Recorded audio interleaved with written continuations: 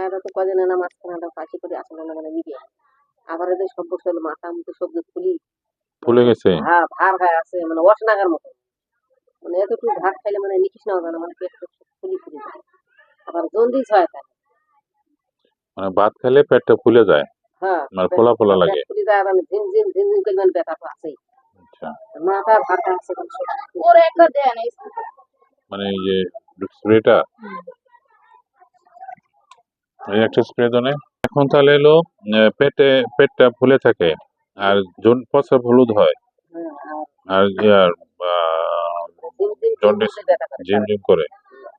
খাওয়া দাওয়া মানে ভার হয়ে আছে খাওয়া দাওয়ার রুচি কমে গেছে। মানে মুখ বান্ধা দানা পাও পাও খুঁজে মানে অসনাগার মতন ভারী আছে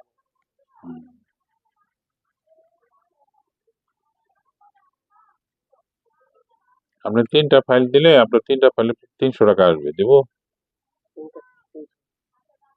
জন্ডিসের একটা, পেটের এই যে গ্যাস ম্যাস কমাবে একটা, আর একটা হলো যে ওই যে মুখ ফোলা টোলা আছে এগুলো একটু কমাবে 3টা।